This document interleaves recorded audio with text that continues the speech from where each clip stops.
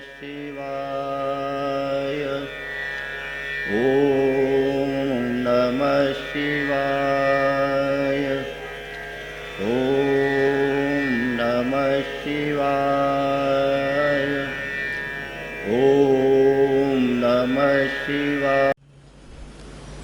वक्रतुंड महाकाय सूर्यकोटि समप्रभ निर्विघ्नं कुरु मे देव सर्वकार्येषु सर्वदा.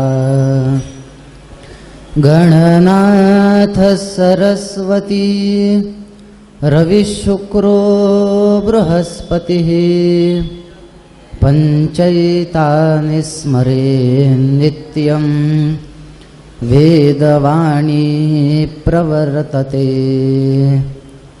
गुरुर्ब्रह्मा गुरुर्विष्णुः गुरुर्देवो महेश्वरः गुरुः साक्षात् परं ब्रह्म तस्मै श्री गुरवे नमः.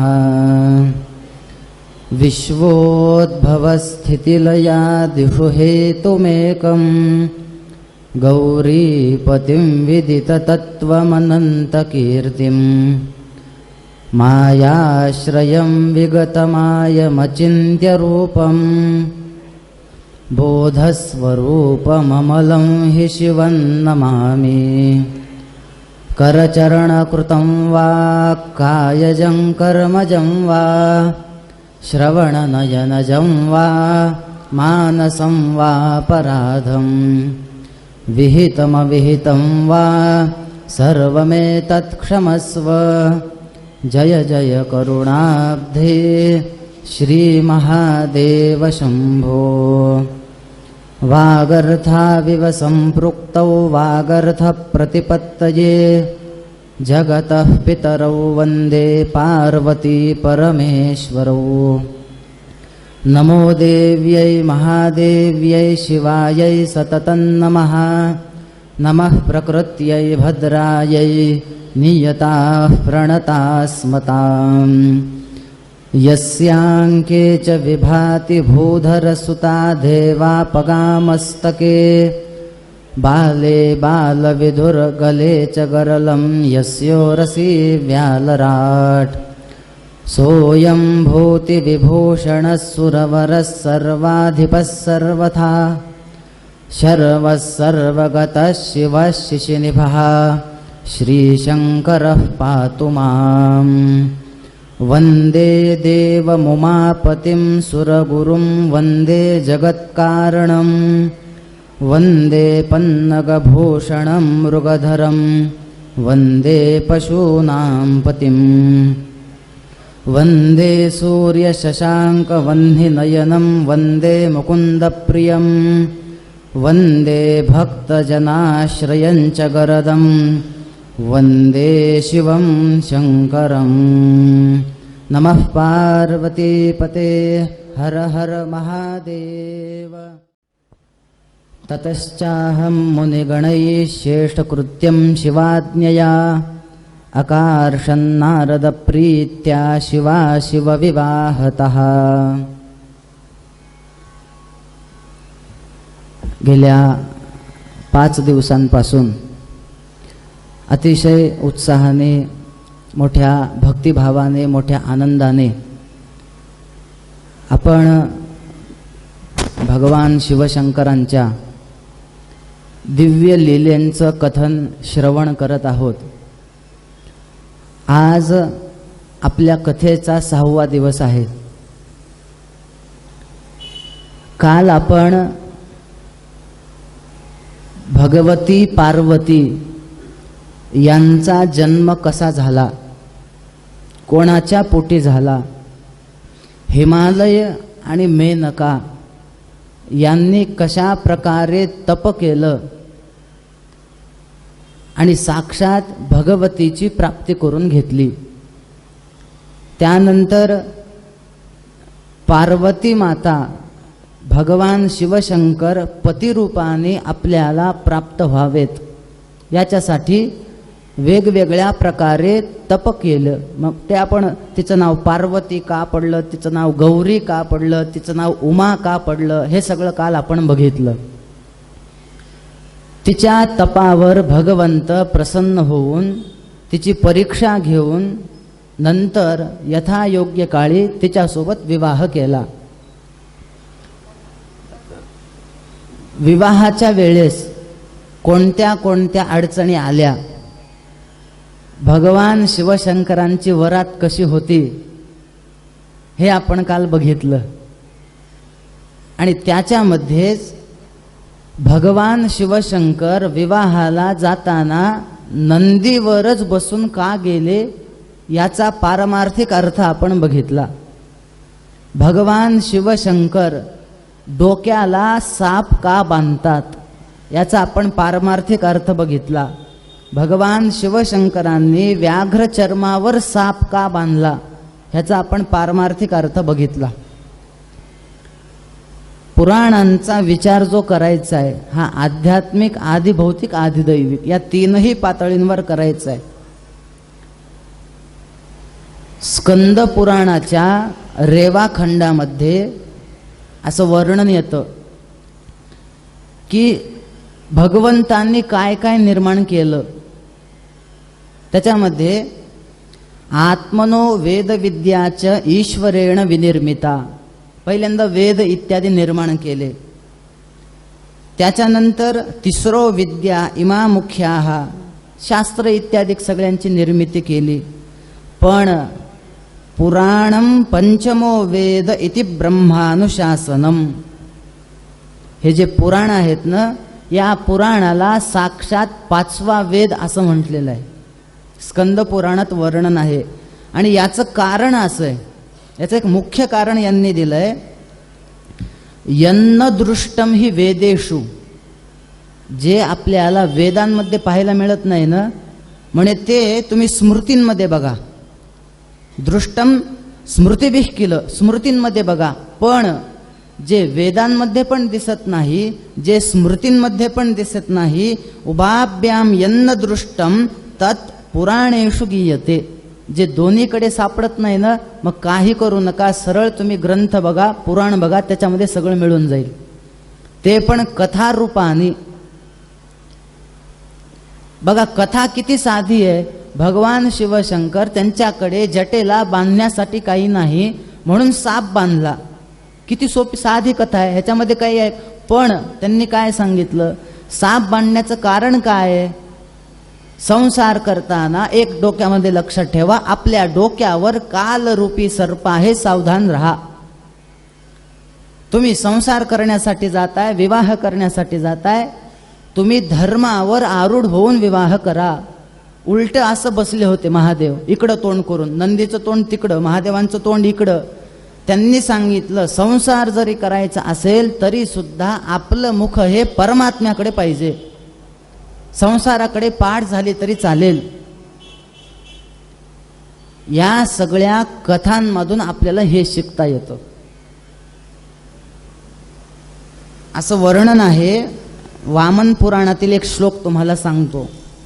यथा पापानि पूयन्ते गंगावारी विहानात तथा पुराणश्रवणात दुरितानां विनाशनम, ज्याप्रमाणे गंगेमध्ये स्नान केल्यानंतर आपले पाप नष्ट होतात त्याचप्रमाणे पुराणाच्या श्रवणाने पाप नष्ट होतात. पण कसं असतं, तुम्ही एक कधी प्रयोग करून बघा. एक छोटी पाण्याची बाटली घ्यायची,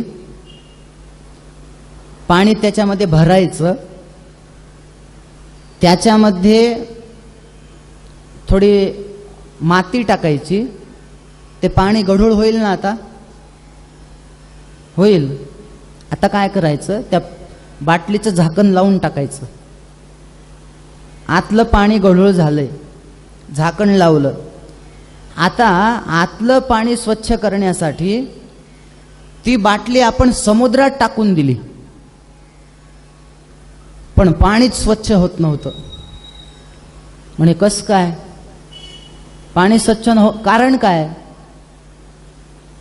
त्याच्यामध्ये काय झालं, आपण समुद्रात ती बाटली टाकली, पण ते जे त्याला एक झाकण लावलेलं होतं बघा, ते झाकण लावलेलं असल्यामुळं आतलं पाणी शुद्ध झालं नाही. बऱ्याच माणसाचं कसं होतं, श्रवणाधिक अनेक करतात. मला सांगा, परमार्थ करणारे कमी आहेत का?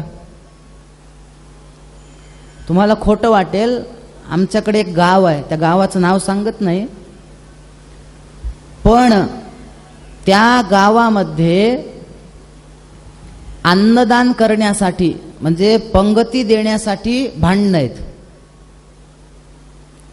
मी पंगत देणार, 7 दिवसाचा सप्ताह आहे, मग त्याच्यामध्ये कोणत्या कोणत्या दिवशी लोक जास्त असतात, म्हणे या दिवशी लोक जास्त आहेत ना, त्या दिवशी माझी पंगत, मला द्यायचंय अन्नदान, मला द्यायचंय. पण त्यांना नंतर विचारलं कशासाठी एवढं अन्नदान? नाही म्हणे, तुम्ही मोठे ते बॅनर लावता ना, आणि त्या बॅनरच्या समोर त्या दिवशीचं अन्नदानाचं नाव लिहिता, अन्नदान कोण करतं, त्याच्यासाठी मला अन्नदान करायचंय. 5-5, 10-10 वर्षाच्या पंक्ती बुक आहेत. कशासाठी? अन्नदान करतायत, पण मनातली भावना काय? नाव व्हावं. बाटली समुद्रात आहे, पण झाकणच काढलं नाही तर मधलं पाणी कसं स्वच्छ होईल? हे मी का सांगतो माहिती आहे का? कितीही आपण परमार्थ केला, पण आतलं जे मन आहे ते जर स्वच्छ झालं नाही तर त्याचा काही जसा उपयोग होत नाही. मग आता हे सगळं कशाने होईल? म्हणजे तुम्ही भगवंतांच्या कथा ऐका. भगवंताची कथा काय करते? ते बंद असलेलं जे झाकण आहे ना, ते काढून टाकते. मग समुद्र तुम्हाला स्वच्छ करायला तयारच आहे, फक्त ते झाकण काढायचं बाकी आहे. ते झाकण हे पुराण काढतात, ते झाकण हे भगवंतांच्या दिव्य कथा काढतात. आपण काल भगवंतांचा विवाह बघितला. अतिशय आनंदाने सगळं कार्य चालू होतं. थाटामाटामध्ये विवाह झाला. सगळ्या देवतांना फार आनंद झाला. त्याचं कारण काय? आता तारकासुर मरणार आणि आम्हाला आमचं पद परत मिळणार. आनंद झाला. विवाह कृत्य झालं असं वर्णन आहे. बरेच जण महादेवांना भेटायला आले. अजून ते घरी गेलेले नाही आहेत बरं, तिथंच आहेत अजून. महादेवांना भेटण्यासाठी आलं. कोण कोण आलं त्याचं वर्णन आहे. 16 स्त्रिया त्यांना भेटण्यासाठी आल्या आणि त्या सांगतायत, देवा आता संसार करायचा आहे, कसा करा? पहिल्यांदा कोण कोण आलं बघा. सरस्वती, लक्ष्मी, सावित्री, जान्हवी, अदिती, शची, लोपामुद्रा, अरुंधती, अहिल्या, तुलसी, स्वाहा, रोहिणी, वसुंधरा, शतरूपा, संज्ञा आणि रती. हे सगळे जण महादेवांकडे आले. आता लग्न झालंय ना, असं वागा. याच्यातून आपण हे पण शिकू शकतो. या सगळ्या स्त्रियांची जर नावं बघितली तर आपल्या असं लक्षात येईल की यांनी आधी चांगला संसार केलेला आहे, मग ते इतरांना उपदेश देतात. नाहीतर परोपदेशे पांडित्यम कुर्वन्ति बहवो जनाः विस्मरन्ति शिष्टत्वम स्वकार्ये समुपस्थिते. इतरांना उपदेश देणं सोपं आहे, पण ते जेव्हा आपल्या अंगी येतं. म्हणून यांचं सगळ्यांचं आचरण बघा कसं. ते पतिव्रता, ते धर्माने ते वागायचे.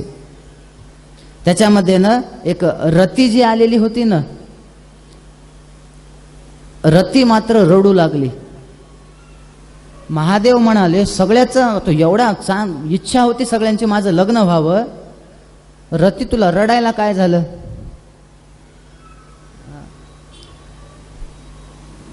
त्या रतीने सांगितलं, देवा तुम्ही लग्न केलं पण माझा संसार मोडलात की नाही?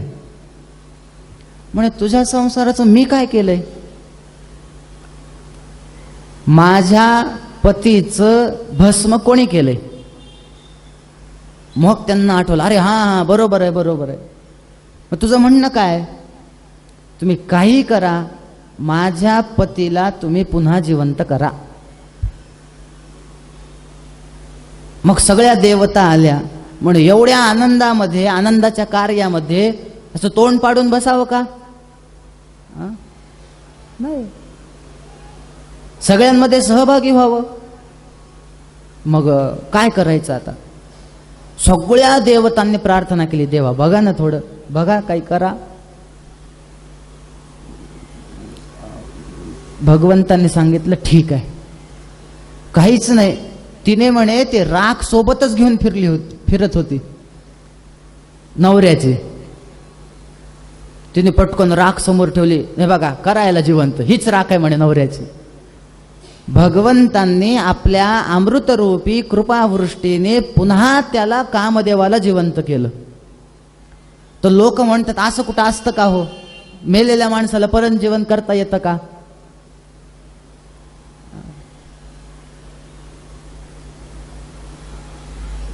आत्ता सुद्धा आपल्याला असे अनेक उदाहरणं पाहता येतील. तुम्हाला सगळ्यांना माऊलींचं चरित्र माहिती आहे, ज्ञानेश्वर महाराजांचं चरित्र माहिती आहे. माऊलींकडे त्या काळामध्ये समाज कसा वागायचा आपल्याला माहिती आहे. त्यांचं आपल्याला सगळ्यांना चरित्र माहिती आहे. त्या चरित्रात आपल्याला पडायचं नाहीये. समाजांनी कसं त्यांना वाळीत टाकून दिलं, आळंदीमध्ये राहायचं सुद्धा नाही, इथपर्यंत ज्यांनी त्यांना त्रास दिला. त्याच्यामध्ये एक असा व्यक्ती होता बघा, त्याला फार गर्व झाला होता आपल्या योगाचा, आपल्या ज्ञानाचा. त्याचं नाव माहिती आहे? चांगदेव. आपल्या सर्वांना कथा माहिती आहे. चांगदेवांनी पत्र लिहिलं, मग आता काय लिहावं? कोरा पाठवून दिला. झालं. मुक्ताबाईंनी सांगितलं चांगदेव अजून कोरा ते कोराच राहिला म्हणे, आता भेटायला जायचं. कशावर बसून निघाले? सिंहावर, वाघावर बसून निघाले. लोकांकडे बातमी आली. लोकांनी, आळंदीतल्या सगळ्या लोकांनी माऊलींना जाऊन सांगितलं की तो चांगदेव तुमच्याकडे वाघावर बसून येतोय. काय दाखवायचं होतं? बघा, माझ्याकडे साप आहे, मी त्यांना ताब्यात ठेवलंय. माझ्याकडे वाघ आहे, मी त्याच्यावर विजय मिळवलाय. अमुक तमुक दाखवायचं होतं. त्यावेळेस माऊली भिंतीवर बसले होते, चारही भावंडासहित. वाघावर येतोय का? ठीक आहे, मी पण त्यांना भेटायला जातो. आपण स्वागताला गेलं पाहिजे ना, पहिल्यांदा आपल्या गावात येते. मग कशावर जायचं? ज्या भिंतीवर बसलो त्याच्यातच आपण पुढचा प्रवास करायचा, त्याच्यावरून. म्हणून चालविली जड भिंती, हरली चांग याची भ्रांती, मोक्ष मार्गाचा सांगाती ज्ञानोबा माझा.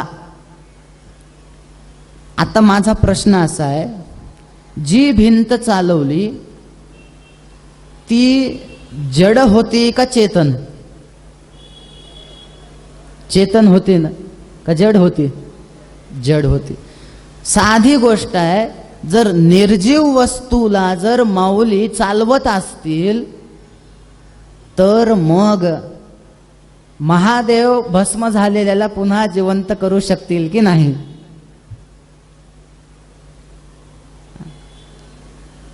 रेड्यामुखी वेद बोलविला, गर्वद्विजांचा हरविला, शांतिरूपी प्रगटला ज्ञानोबा माझा.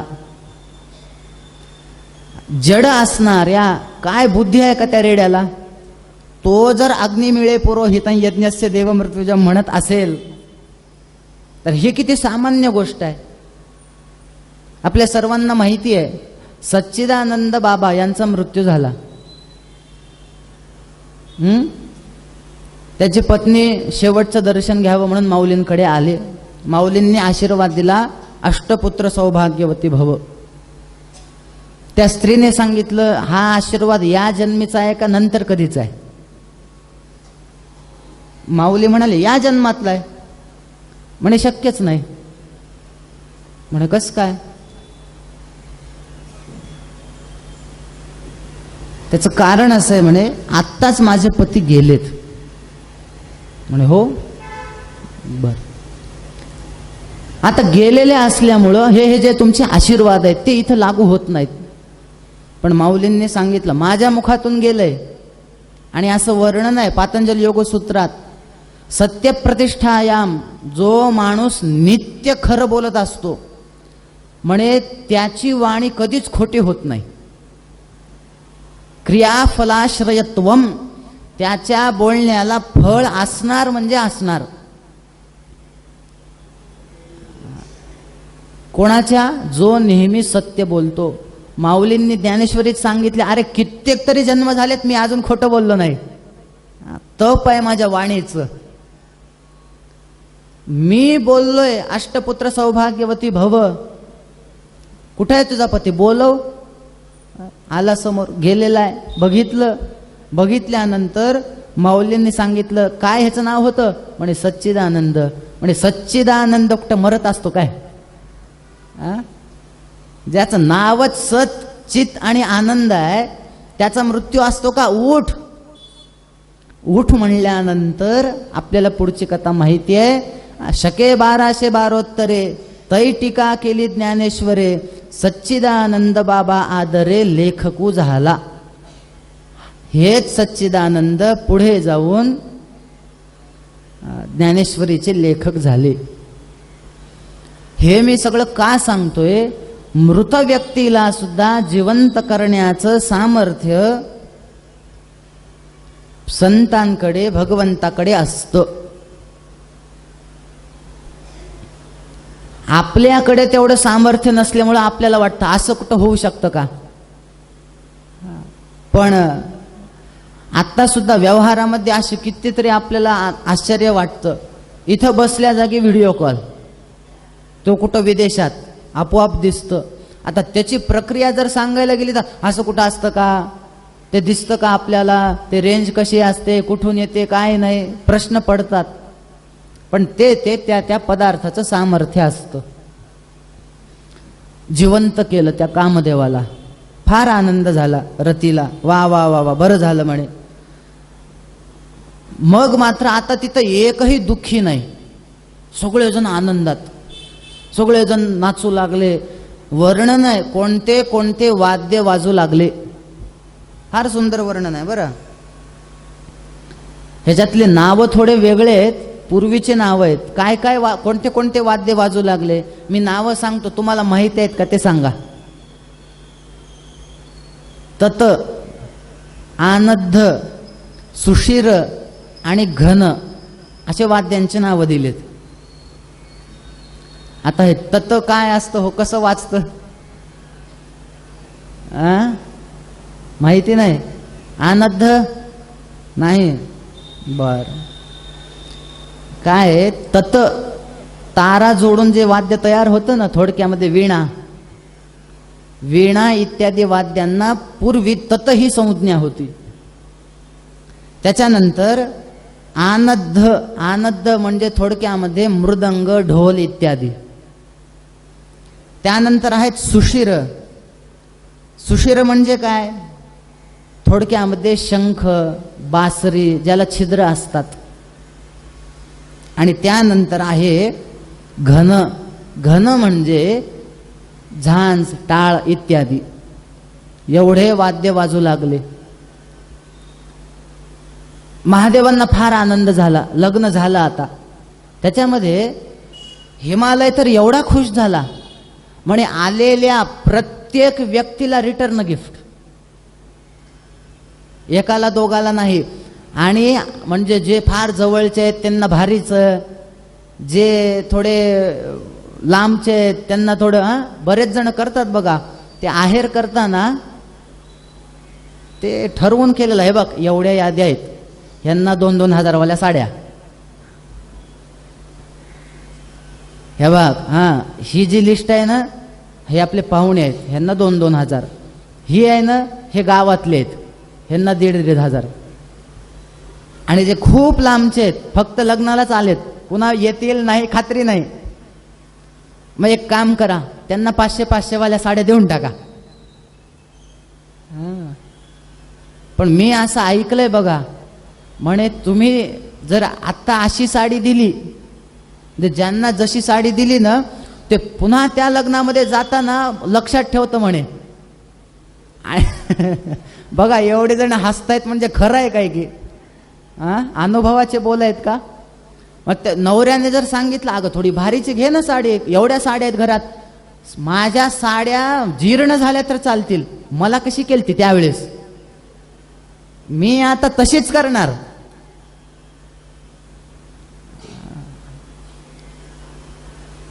इंदोरचे असं करत नाहीत बरं, नाहीतर अजून उद्याचा दिवस कथा करायची मला.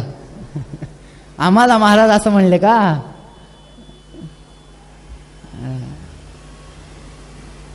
हिमालयाने सांगितलं अजिबात भेदभाव नाही, सगळ्यांना सोने मोती हार असंच द्यायचं म्हणे. एवढं रिटर्न गिफ्ट भारी भारी दिलं. पंक्ती बसल्या जेवायला. तर मला सांगा, हिमालय काय श्रीमंत आहे, त्याच्याकडे काही साधे पदार्थ होते का? असे भारी भारी पदार्थ होते. तर ते पदार्थाचे मी नाव तुम्हाला सांगू नये आणि तुम्ही ऐकू नये, नाहीतर मग ते 8 कधी वाचतील 8 कधी वाचतील असं होईल, हो की नाही? एवढे सुंदर नावं सांगितलेत आणि इथं सुद्धा फार सुंदर स्वयंपाक होतो, मग कमीत कमी पटकन ते तरी भेटावं म्हणून नाव एकही सांगत नाही, फक्त 1 नंबर पदार्थ केले होते. जेवायला पंक्ती बसल्या, म्हणजे पहिल्यांदा मुलाकडचे बसले सगळे. त्याच्यामध्ये झालं असं, वाढणाऱ्याची फारच बेजारी झाली. आता हे सगळे बसले शंकराचे गण. ते झालं असं, वाढायला आता पहिल्यांदा पत्रावळ्या घ्यायच्या, ताट वगैरे घ्यायचे, ताट वाढायला सुरुवात केली. त्या वाढणाऱ्याला एवढी परेशानी का बरं, ह्याला तोंडच नाही, आता ह्याला मी पान कुणीकडून वाढू, इकडून की इकडून? वर्णन केलंय, कोई मुखहीन विपुल मुख काहू. काही काही जणांना तोंडच नाहीत आणि काही काही जणांना एवढे तोंड आहेत की आता पानं किती वाढायचे. एवढी परेशानी. तिकडून हळूच नारदांनी वाढणाऱ्याला येऊन सांगितलं, हे बघा ते तोंड वगैरे तुम्ही बघतच बसू नका, आता वाढत सुटा. ह्याला जास्त तोंड, ह्याला तोंडच नाही, जेवढे शरीर दिसतील तेवढे ताट सोडून निघा पुढे. आता एवढी परेशानी. त्याच्यात काही गण हातामध्ये दगड घेऊन बसले होते. का बरं माहितीये? पटपट वाढता की घालू डोक्यात दगड.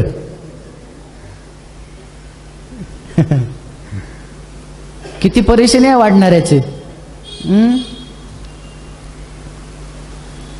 पंक्ती बसल्या, जेवण सुरू झाले. हिमालयाने येऊन सांगितलं, जे जे लागल ते अगदी आनंदाने खा, तुम्हाला कधीही काहीही पुन्हा म्हणू नये कोणी की असंच केलं लग्नात, हेच केलं तेच केलं. आणि कसं असतं माहिती, कितीही चांगलं केलं, थोडं कुठंतरी कोणीतरी येऊन बोलूनच जातं.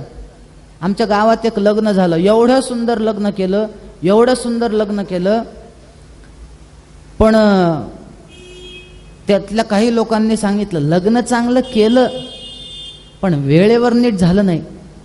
आमच्याकडे तुम्ही बघा, कधी जर घर बांधलं नवीन, तर वास्तुशांतीला जे लोक येतात ना,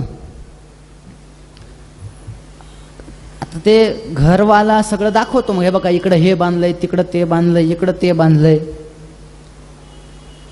मग एक जण म्हणणार एवढं छान घर बांधलंय पण कलर काही नीट नाही. दुसरा म्हणणार एवढं छान घर बांधलंय, अशा फरशा टाकतात होय. तिसरा म्हणणार एवढं छान घर बांधलंय पण काय लाईट आणि काय पंखे थोडे तरी चांगले लावावेत ते रिमोटवरचे.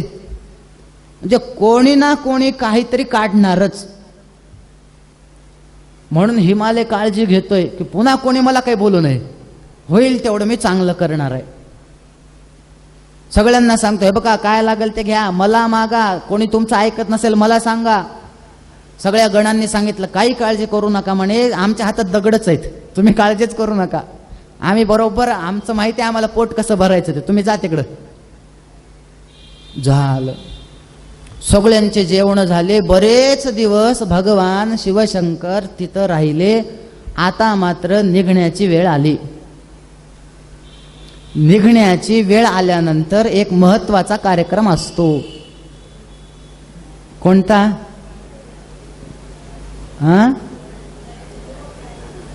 रडण्याचा म्हणा की.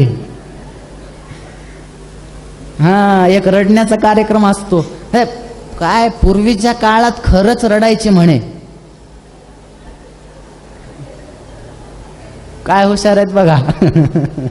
काहीच सांगायची गरज नाही पुढचं. मग असं पण आहे का हो, पूर्वीच्या काळात जाताना मुलगी रडायची आणि आता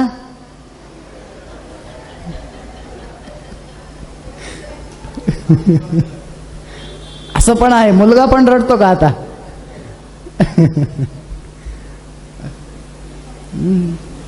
मुलीला माहित आहे रडायची गरजच नाही.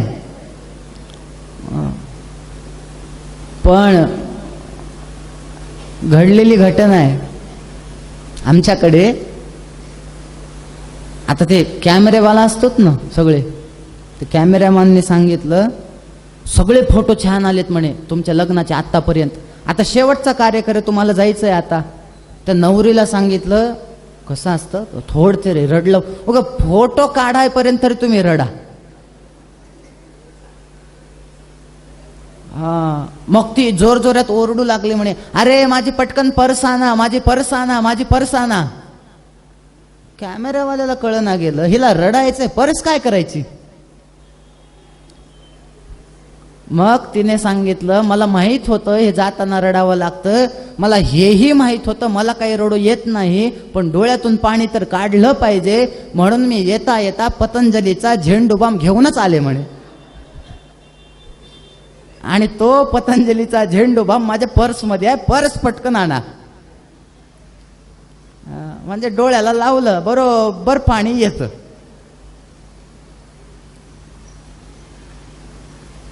आजकाल बरेच कथाकार सुद्धा सोबत जसं कंठसुधारक असतं ना तसं एक झेंडूबाम घेऊन फिरतात. सगळे नाही बरं, बरेच. का बरं? एखादा प्रसंग आला ते रडवायचं. आता बरं ते महाराज रडले की समोरचे श्रोते रडणार, मग महाराजाला रडू येतच नाही, मग हळूच काढा झेंडूबाम, डोळ्यावरून फिरवा, आलं पाणी. जे सगळेच नाही बरं, मी एकही झेंडूबाम आणला नाही आणि मी काही रडवतही नाही.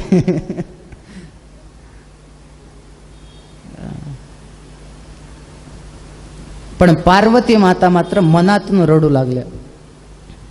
आईला सांगितलं, आई आता जातीये. आईने सांगितलं, जा पण ऐक, तिथं नीट वाघ. तिथं जाऊन तिकोडचे मला म्हणू नयेत की तुझ्या घरच्यांनी असंच शिकवलं का, नीट वाघ. पण पार्वतीच्या आईने, मेनकेने विचार केला, मी सांगितल्यावर ही लवकर ऐकायची नाही, एक काम करूत.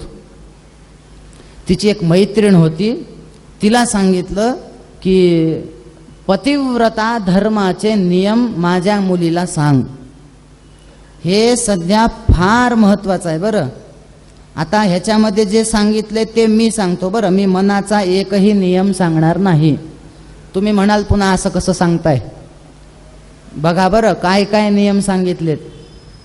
सगळ्यात पहिल्यांदा त्या हिने सांगितलं, मैत्रिणीने, पार्वती ऐक, तू आता जाणार आहेस ना, पहिली गोष्ट पतिव्रता धर्माने राहा. ह्याच्या आधी कोण कोण पतिव्रता धर्माचं आचरण करून त्यांची मुक्ती झाली, आधी त्यांची नावं सांगितली.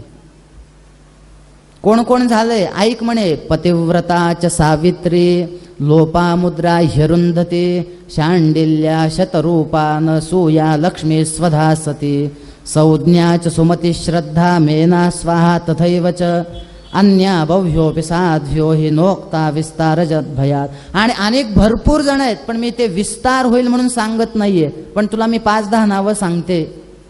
अनसूया मातेने पतिव्रतेच्या सामर्थ्याने ब्रह्मा विष्णू महेश्वरांना सुद्धा बालक केलं.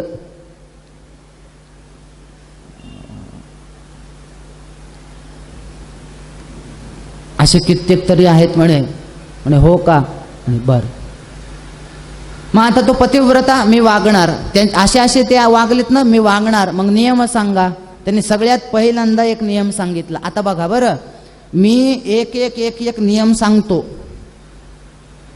कसं आहे, दोघांसाठी नियम आहेत. आधी इकडचं सांगतो, मग इकडचं.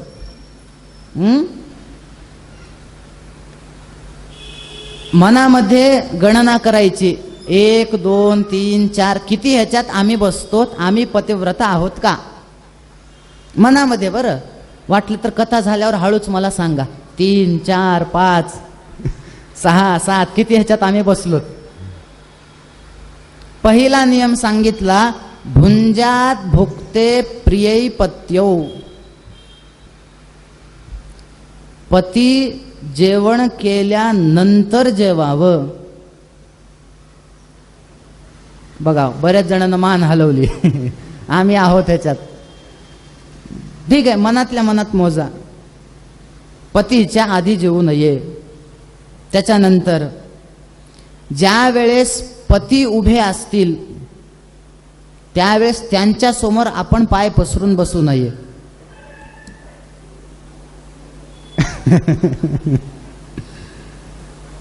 असं ह्याच्यात सांगितलंय. वारंवार सांगतो बरं. माझ्या मनाचं काहीही नाही. पती समोर पती उभा असेल तर आपण बसू नये. त्याच्यानंतर स्वप्यात स्वपिती सानित्यम, म्हणजे पती झोपल्यानंतर आपण झोपावं आणि पती उठण्याच्या आधी आपण उठावं.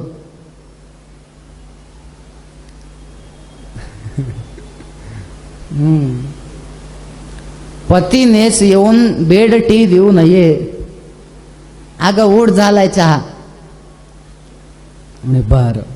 अजून सर्वदा तद्हितम कुर्यात, म्हणे नेहमी पतीचं चांगलं कसं होईल याचा विचार करावा. बर. पार्वतीने सांगितलं काही हरकत नाही, पाळते मी नियम. त्याच्यानंतर सांगितलं ऐक, हे तर फार महत्वाचं आहे बरं. पत्युर नामन गृह्णीयात.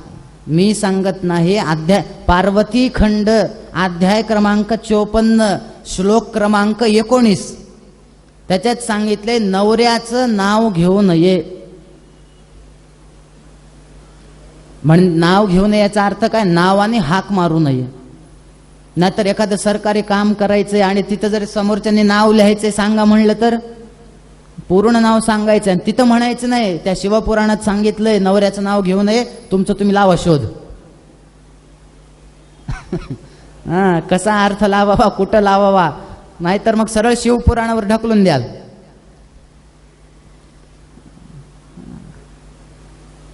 फॉर्म भरण्याच्या वेळेस सगळं नाव लिहायचं असेल तर सांगा पतीचं नाव, पण व्यवहारामध्ये वागताना नावाने हाक मारू नये. बर, चालेल म्हणे, मी कधीच म्हणणार नाही ओ शंकर, असं पार्वती म्हणाली.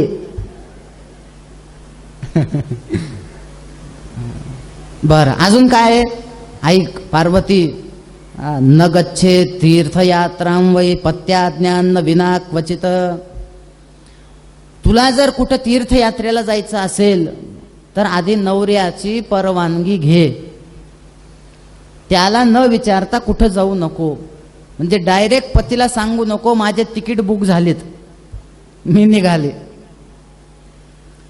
पार्वतीने सांगितलं ठीक आहे, मी पण ऐकते. बर.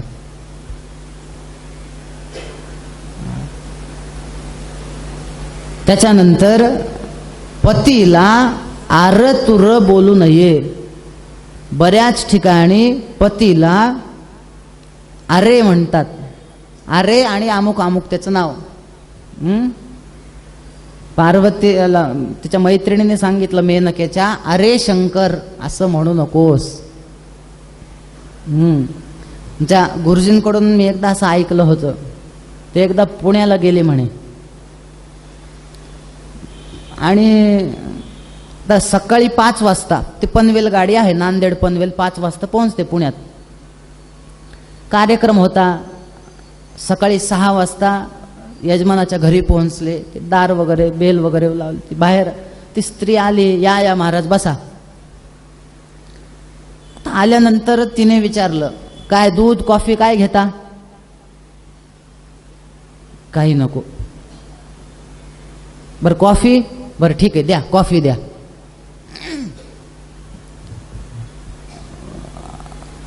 घ्याल म्हणे हो. तिने त्या हॉलमधूनच आवाज दिला, अरे टॉमी कॉफी आण.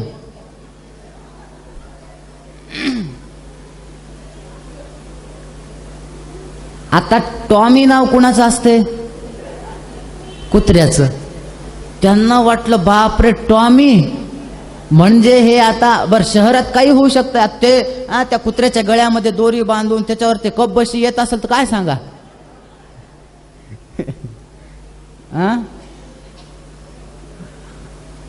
त्यांनी सांगितलं मला कॉफी नको. नाही गुरुजी घ्या तुम. नाही कॉफी नकोच म्हणे. का? नाही आजपासूनच सोडली म्हणले. कॉफीचं नावच काढू नका आता. मग त्या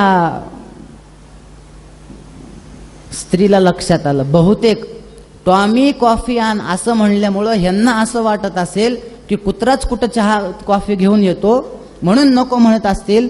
तिने सांगितलं गुरुजी तसं नाही, तुम्हाला गैरसमज झालाय. म्हणे काय? तुम्हाला असं वाटलं ना टॉमी म्हणजे कुत्रा असेल एखादा? तुम्ही काही काळजी करू नका. म्हणे टॉमी मी माझ्या नवऱ्याला लाडानं म्हणते. टॉमी तुझ्या नवऱ्या? हो म्हणे त्यांचं त्र्यंबक नाव आहे, मी त्र्यंबकचं टॉमी केले.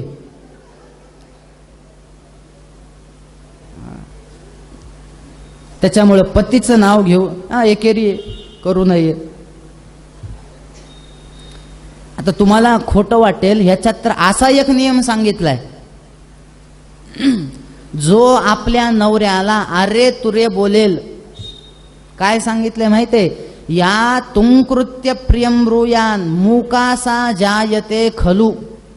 म्हणजे पुढच्या जन्मामध्ये जी आपल्या पतीला आरतुर बोलत असेल ती पुढच्या जन्मामध्ये मुकी होते. मुकासा जायते खलू. खलू म्हणजे खरोखर सांगतोय म्हणे, व्यासांनी लिहून ठेवले. नवऱ्याला आरतुर बोललं तर मुका. तर बघा पार्वती घाबरली ना. एखाद्या वेळेस चुकून जर आरे म्हणून निघालं तर झालं मुकी. अजून काय नियम आहेत ऐक पार्वती. एक नियम फार आवडला बरं. कुर्यात पत्य ननुज्ञाता नोपवास व्रताधिकम. नवऱ्याला विचारल्याशिवाय उपवास करू नका. नाहीतर उपवास हिचा. नवरा म्हणतो जेवायला नाही आज उपवास आहे, आज स्वयंपाकच केला नाही घरात, म्हणजे उपवास व्रत धरलं ही ना. उपाशी कोण?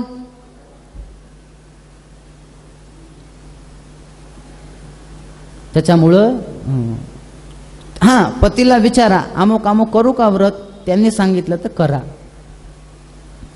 त्याच्यानंतर सांगितलं नेहमी लग्न झाल्यानंतर कपाळाला कुंकू किंवा टिकली काय असेल ते लावत जा.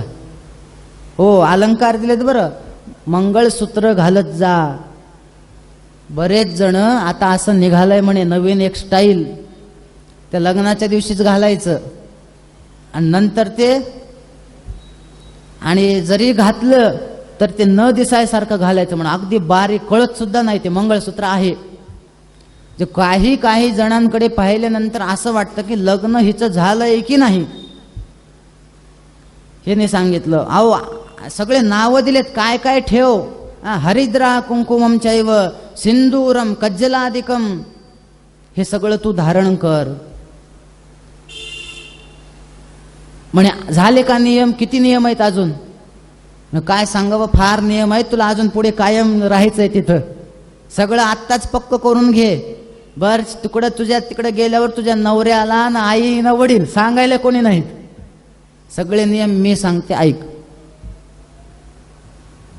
काय नियम आहेत म्हणे. नंतर तिने सांगितलं, ऐक पार्वती, घरामधलं जर एखाद्या वेळेस सामान संपलं तर डायरेक्ट म्हणायचं नाही. म्हणले नवऱ्याला सामान संपले, तुम्हाला कळत नाही का, जा घेऊन या. एकदम म्हणायचं नाही सामान नाही. हळूहळू वेगवेगळ्या पद्धतीने समजून सांगायचं. ते मी असं ऐकलंय, ते विनोद आहे, फार प्रसिद्ध आहे. नवरा जेवायला बसला, भाजीमध्ये मीठच नव्हतं. बिचाऱ्याने जाऊ द्या, इतकं सुंदर स्वयंपाक करते, एखादा दिवस झाला असेल, जेवत तसंच. पुढच्या दिवशी जेवायला बसला, पुन्हा भाजीत बीट नाही. ठीक आहे बाबा, इतके वर्षापासून सांभाळते, 4-5 दिवस झाले भाजीत मीठच नाही. मग मात्र चिडला, तुला कळत नाही का ग, भाजीत मीठ दिसत नाही. मग बायकोने सांगितलं, ज्या अर्थी 5 दिवस भाजीमध्ये मीठ दिसत नाही, तुम्हाला कळू नये घरातलं मीठ संपलंय.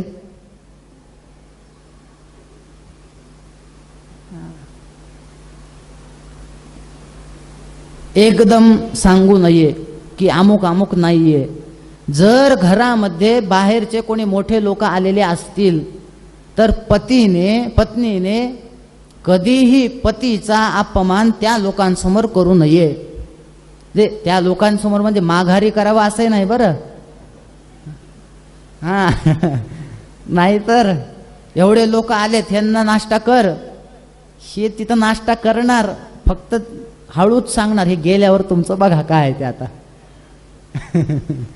तसं करू नये. आणि बर अजून काय नियम आहेत? ज्याप्रमाणे द्रौपदी इत्यादिकांचं आचरण होतं तसं वाग. बघा तुम्ही, महाभारतामध्ये प्रसंग आहे, द्रौपदीला विचारलं गेलं, सगळे पती तुझे पांडव सगळं तुझं का ऐकतात? म्हणे पती माझं ऐकण्यासाठी आधी हे जे मागे सगळे नियम सांगितलेत ना, या सगळ्या नियमांचं मी यथायोग्य पालन केलंय. माझ्या पतीला कधीही अशी सांगण्याची वेळ आली नाही, द्रौपदी मला हे पाहिजे आणि दे. यांनी 4 प्रकार केलेत. एक उत्तम पतिव्रता, एक मध्यम, एक कनिष्ठ आणि एक अत्यंत कनिष्ठ. सांगून काम करणारी मध्यम, न सांगता काम करणारी उत्तम. तुम्ही कितीही सांगा, मला जे करायचे तेच करते म्हणले अधमातले अधम. पार्वती तुला काय सांगू, पतिव्रता जर तू होशील, त्याचं महात्म्य सांगू तुला. म्हणे काय? यथा गंगावगाहेन शरीरम पावनम भवेत तथा पतिव्रता दृष्ट्वा सकलम पावनम भवेत. म्हणे पार्वती, पतिव्रता स्त्रियांचं फक्त दर्शन झालं, फक्त पतिव्रता स्त्रियांना पाहिलं तरी सुद्धा तिला गंगेचं स्नान केल्याचं पुण्य मिळतं. एवढंच कशाला? भार्यामूलम गृहस्थस्य भार्यामूलम सुखस्य च भार्या धर्मफलावाप्त्यै भार्या संतान वृद्धये. भार्या पत्नी जी असते ती मूळ आपलं गृहस्थाचं घर चालवणारी असते. ती जर नसेल व्यवस्थित तर म्हणे घर बिघडायला वेळ लागणार नाही. त्याच्यामुळं आपलं घर कसं ठेवायचं ते तिच्या ताब्यात असावं, तिच्या ताब्यात असतं. म्हणून पार्वती असा तू वाघ. म्हणे बस झाले, आता खूप नियम सांगितले, कळालं ना मला. म्हणे आता सगळं आमच्या पत्नीने कसं वागावं तेच सांगितलं. पतीचे नियम, म्हणे आता वराचे नियम 9 प्रतिज्ञा आहेत. काय काय प्रतिज्ञा आहेत बघा. मी आजपासून, माझा विवाह झालाय ना आता, तर माझी जी धर्मपत्नी आहे, माझी जी अर्धांगिनी आहे, ती जेव्हा केव्हा चुकेल तेव्हा मी तिला समजून घेईल. मी माझ्या पत्नीवर कधीही हात उगारणार नाही. माझ्या असं वर्णन आहे, जो पती आपल्या पत्नीला मारत असेल, आपल्या पत्नीवर हात उगारत असेल, म्हणजे त्याच्या घरामध्ये कधीही लक्ष्मीचा निवास नसतो. लक्ष्मी कधीच राहत नाही त्याच्या घरात. जो पतीला मारतो, कधीच मारू नये. कितीही मोठी चूक असू द्या, सावकाश बसून तिला समजावून ते काय ते सगळं मिटवून टाकावं, हात उगारू नये. पतीसाठी नियम सांगितलेत. मी आता त्या गृहलक्ष्मीचा स्वीकार केलेला आहे. व्यवहार करताना मी तिचा सुद्धा सल्ला घेईन. बघा, नाहीतर बरेच जण म्हणतात बायकोला काय विचारायचे, काय करायचं ते माझ्या हातात आहे. तसं नाही, तुम्हीच करा, पण एकदा सांगा तरी, अमुक अमुक करतोय ते करू का, तुला काय वाटतं ह्याच्यातला. पत्नी सुद्धा चांगला सल्ला देऊ शकते, तिच्याकडे सुद्धा चांगली बुद्धी असते, म्हणून तिला विचारावं. त्याच्यानंतर मी सुद्धा जसं ती पतिव्रता आहे तसं मी सुद्धा कधीही तिला धोका देणार नाही. पत्नीला सुख, शांती, समृद्धी कशी होईल याचा मी वारंवार विचार करेन. आणि एवढंच कशाला, मी जरी सुद्धा एखाद्या वेळेस मी काही कार्य करण्यामध्ये अशक्त असेल, पण माझ्या पत्नीला जे काही तिला आवश्यक असेल ते पदार्थ, त्या वस्तू मी तिला देईल. हे सगळे पतीचे नियम आहेत. पार्वतीने सांगितलं, आई तुझ्या मैत्रिणीने जे जे सांगितलंय ना मी ऐकणार आहे.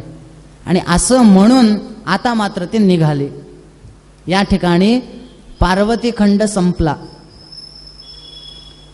आता पार्वती खंड त्याचं श्रवण केल्याची फलश्रुती सांगितली. बरं, य इमं शृणुयान नित्यम शुचिस्तद्गत मानसः श्रावयेद्वाथ नियमात शिवलोकमवाप्नुयात.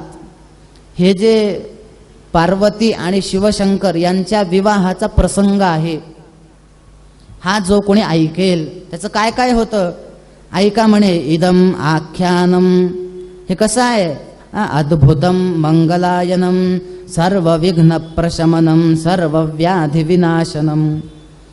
म्हणे हे आख्यान ऐकल्यानंतर जर कधीच नष्ट होणारे रोग झाले असतील तर ते सुद्धा रोग कमी करण्याचं सामर्थ्य या आख्यानात आहे. यशस्यम स्वर्गम आयुष्यम पुत्र पौत्र करम परम. एवढंच कशाला, भुक्तिदम मुक्तिदम. हे चरित्र भुक्ती आणि मुक्ती देणारं आहे. हे चरित्र जो कोणी ऐकेल म्हणजे त्याला अपमृत्यूची बाधा नाही. आणि सगळ्यात शेवटी सांगितलं, सिद्ध्यंती कार्याने सत्यम सत्यम न संशयः. त्याचे सगळे कार्य सिद्ध होतील. पार्वती खंडाला या ठिकाणी समाप्ती झाली. आणि आता या ठिकाणी कुमारखंड सुरू होतो. शौनकादिकांनी सूतांना प्रश्न केला, म्हणे ते सगळं ठीक आहे,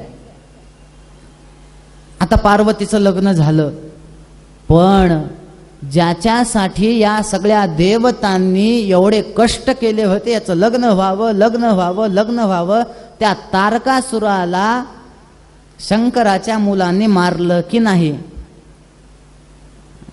शंकराला मुलगा झाला की नाही ते आम्हाला सांगा. विवाह झाल्यानंतर घरी गेल्यानंतर ते कसं वागायचे ते सांगा.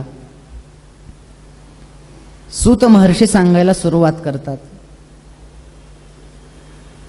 ऐका, जेव्हा पार्वती आणि शंकर यांचा विवाह झाला, ज्या वेळेस ते एकमेकांना गप्पा मारायचे ना, काय गप्पा मारायचे? पार्वती माता त्यांना जसं सती माता प्रश्न विचारायचे ना, तसेच काही प्रश्न विचारलेत बरं. त्याचा मी आता विस्तार करणार नाही. फार सुंदर प्रश्न आहेत. बघा, म्हणून माऊलींनी सांगितलं आपल्याला, हरिपाठात मध्ये आपण म्हणतो, तुकाराम महाराजांनी सांगितलं, तत्वज्ञानाची सुरुवात कुठून आहे?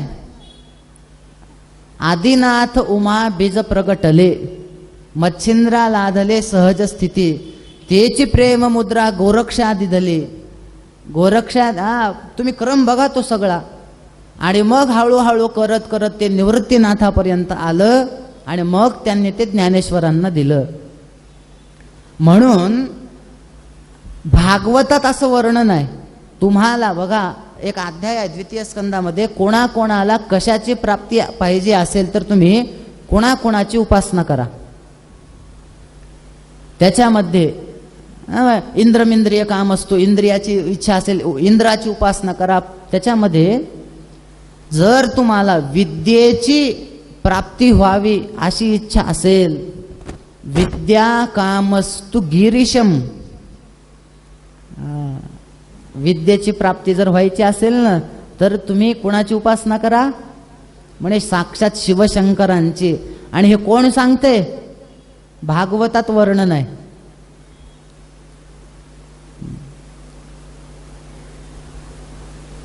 आदिनाथ गुरु सकळ सिद्धांचा, मच्छिंद्र तयाचा मुख्य शिष्य. मच्छिंद्राने बोध गोरक्षास केला, गोरक्ष ओळला गहिनीपती, गहिनी प्रसादे निवृत्ती दातार, ज्ञानदेवा सार चोजविले. क्रम दिलाय परंपरेचा.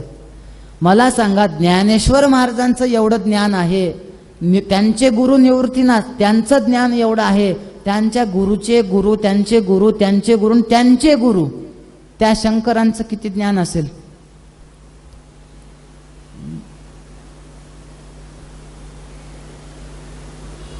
म्हणून विद्येची प्राप्ती व्हायची असेल तर शंकरांचं तुम्ही हे करा. फिरता फिरता अनेक चर्चा झाल्या. आपल्या सर्वांना माहिती आहे, पार्वतीचा नियम होता, काहीही असेल विष्णू सहस्त्रनाम म्हणल्याशिवाय जेवायचं नाही. एके दिवशी महादेव म्हणाले, पार्वती, म्हणे काय स्वयंपाक झालाय का? झालाय. वाढू का ताट?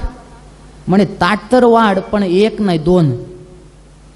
म्हणे दुसरं कोण आहे इथं आता? काय, आज माझी अशी इच्छा आहे की आपण दोघं सोबत जेवतो. म्हणे नाही हो, असं कसं? तुम्ही आधी जेवा, मी नंतर जेवते. मला नियम सांगितलाय म्हणे येता येता. मी सांगतोय ना म्हणे, तू चल. पार्वतीने सांगितलं, ऐका, जेवा तुमचं तुम्ही. नाही नाही, आज तू माझ्यासोबत जेवायचंच. शेवटी पार्वतीने सांगितलं, ठीक आहे, मग एक काम करा, 15 मिनिट थांबा आता. महादेव म्हणाले, 15 मिनिट? म्हणे कशासाठी? काय, माझा एक नियम आहे, दररोज विष्णू सहस्त्रनाम म्हणल्याशिवाय मी जेवत नाही. ते म्हणायला मला 15 मिनिट लागतात, तोपर्यंत थांबा. महादेव म्हणाले, मी 2 मिनिटाच्या वर थांबू शकत नाही. म्हणजे 2 मिनिटात तर होत नाही, मग बसा उपाशी. पण शंकरांनी मग सांगितलं, तुला एक उपाय सांगतो. नाही काय? राम रामेति रामेति रमे रामे मनोरमे, सहस्त्र नाम तत्तुल्यम राम नाम वरानने. एकदा राम म्हण आणि बस जेवायला. म्हणे का बरं? अगं म्हणे, राम नामाचा उच्चार केल्या केल्या 1000 भगवंताचे नाव घेतले असं झालं. मग आता मधल्या ब्रेकमध्ये फक्त राम असं करू नका बरं. हा, नाहीतर मला इथून त्या कॅमेऱ्यापर्यंत जाऊन पुन्हा वापस यावं लागेल. झालं विष्णू सहस्त्रनाम. तसं नाही.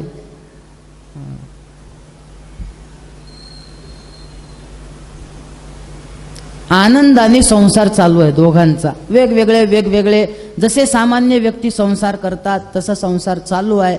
बरेच दिवस झाले देवांना परत टेन्शन. आता इतके दिवस झाले, ठीक आहे, एक तर लग्न करायला तयार नव्हते, कसं तरी काहीतरी कुटाने करून झाले तयार. आता लग्न झालं, बरं अजून आमचं ते तारकासूर काही मेला नाही, आम्हाला राज्य आमचं इंद्रपद मिळालं नाही, काय करावं काय करावं काय करावं. पुन्हा एक मीटिंग भरली. वर चला ब्रह्मदेवाकडे. ब्रह्मदेव परेशान. काय झालं? म्हणे त्यांना अजून मुलगा झाला नाही, ते काही मरत नाही, बघा लवकर काय आहे ते. आणि मग सगळ्या देवतांनी प्रार्थना केली की तुम्ही कृपा करा, तुमच्या मुलाकडून त्या तारकासुराचा वध आहे. ते सगळे देवता कुठल्या तरी गुहेमध्ये लपून बसलेत म्हणे, खायला नाही प्यायला नाही, झोपायला दगडावर झोपतात, काहीतरी बघा. आणि मग काही काळानंतर त्यांना जो पहिला मुलगा झाला त्याचं नाव काय आहे? कार्तिकेय. बोला कार्तिकेय भगवान की. त्याच्या जन्माची फार मोठी कथा आहे. पण असं समजा कार्तिकेयाचा जन्म झाला, काही कृत्तिकांनी त्याचा सांभाळ केला, कृत्तिकांनी सांभाळ केला म्हणून त्याचं नाव कार्तिकेय पडलं.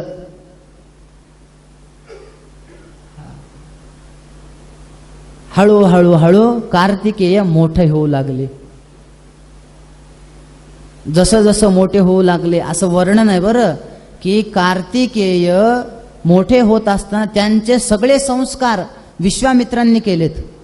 विश्वामित्रांनी पहिल्यांदा सांगितलं मी क्षत्रिय आहे, मी संस्कार करू शकत नाही. कार्तिकेयाने सांगितलं मी तुम्हाला ब्रह्मर्षी म्हणतो, तुम्ही सगळे कर्म करा. मग शेवटी सगळे कर्म करावे लागले. सगळे कर्म केले, थोडे थोडे मोठे झाले. प्रत्येक देवतांनी कार्तिकेयांना एक एक अस्त्र दिलंय युद्धासाठी. कोणी कोणी काय काय दिलं, एक अध्याय आहे. आदामहम यज्ञसूत्रम वेदांश्च वेदमातरम कमंडलुंच ब्रह्मास्त्रम विद्यांचैवारी मर्दिनीम. जसं भागवतामध्ये जेव्हा वामन अवतार होतो ना, तर तो वामन अवतार जो आहे त्यावेळेस बरेच ऋषी वामनांना काही काही देतात बघा. हे जसं वर्णन आहे ना तसंच कार्तिकेयांचं आहे. कोणी कोणी काय काय दिलं. इंद्राने सांगितलं माझा एक गजेंद्र नावाचा हत्ती आहे, म्हणे बर मी ते देऊन टाकतो. त्याच्यानंतर वरुण देवतांनी एक श्वेत छत्र दिलं, एक मोठी रत्नांची माळ दिली. यमराजाने एक यमदंड दिला, चंद्राने एक अमृतयुक्त घट दिला.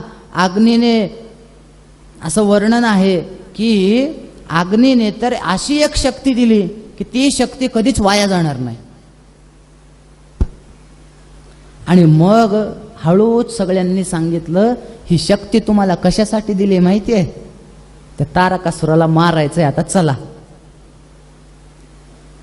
म्हणे मारायचंय, ठीक आहे मारूया, काही हरकत नाही. निघाले, सगळी सेना घेतली. सगळ्या सेनेचा स्वामी कार्तिकेयांना केलं. म्हणून कार्तिकेयांना एक नाव आहे सेनानी. सेनानी म्हणजे काय? सगळ्या सेनांना जो घेऊन जातो. युद्धासाठी गेले, तारकासूर युद्धासाठी आला. भयंकर असं युद्ध सुरू झालं. त्या युद्धामध्ये तारकासुरांनी सगळ्यांचा पराभव केला. शेवटी विष्णू आणि इंद्राने या कार्तिकेयांना समोर केलं, तुम्ही करा युद्ध. त्या तारकासुराने सांगितलं मी करणार नाही ह्यांच्यासोबत युद्ध. का बरं? म्हणे विष्णू आणि इंद्र तुम्हाला काहीतरी कळतं का हो? म्हणे काय झालं? मी केवढा आहे, हा बालक केवढा आहे, तुम्हाला एवढंही कळू नये? असं कुठं असतं? तुम्हाला कळू नये? झालं काय? तुम्ही दोघं एक नंबरचे कपटी आहेत. आता तुम्हाला सांगतो, या अध्यायामध्ये विष्णू कुठं कुठं कपट करतात आणि इंद्र कुठं कुठं कपट करतो ते सांगितलंय. तुम्ही दोघं कसे आहेत? विष्णूला म्हणताय, तो तारकासूर म्हणतोय तुम्ही कसे आहात? तत्र विष्णू छली दोषी, तुम्ही एक नंबरचे दोषी आहेत, कपटी आहेत. म्हणे मी कुठं कुठं काय काय केलं सांग बरं.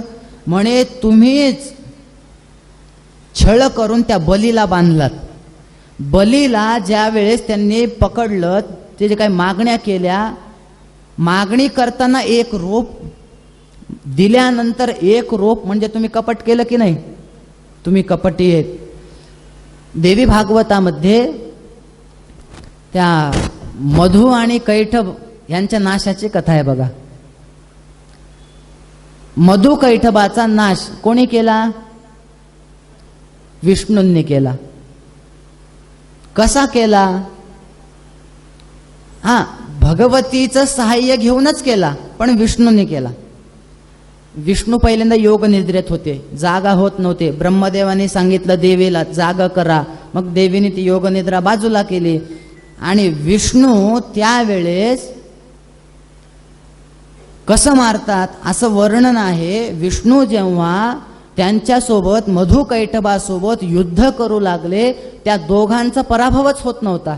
शेवटी विष्णूंनी युक्ती केली. विष्णूंनी सांगितलं, म्हणजे तुम्हाला जर काही पाहिजे असेल तर मागून घ्या, मी प्रसन्न आहे. मधु कैटभांच्या लक्षात आलं, आम्हाला म्हणतो ह्या काही पाहिजे का, मागून घ्या. मधु कैटभ म्हणाले, तुम्ही काय म्हणता? म्हणे मला मागा. मी तुम्हाला सांगतो, तुम्हाला काही पाहिजे का, मागून घ्या. मग विष्णू म्हणाले, नक्की देणार? म्हणे देणार, माझ्याकडून मरा म्हणे. मग त्यांना मरावंच लागलं. मग शेवटी त्यांनी एक अट घातली की आम्ही मरो, पण जिथं पाणी नसेल तिथं. मग सगळीकडे क्षीर समुद्र आहे. मग भगवंतांनी आपली तेवढी मांडी मोठी केली, त्याचा वध केला. अमुक ते त्या कथेत जायचं नाही. पण इथं सुद्धा मधु कैटभांना मारण्यासाठी छलच केला, त्यांना त्याच्यामध्ये अडकवलं.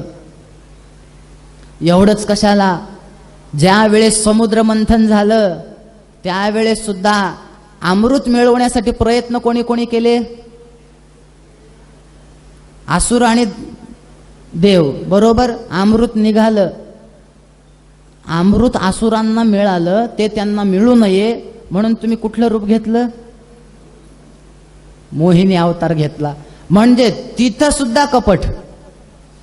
बघा किती झाले आतापर्यंत. बली, त्याच्यानंतर मधु कैटभ, त्याच्यानंतर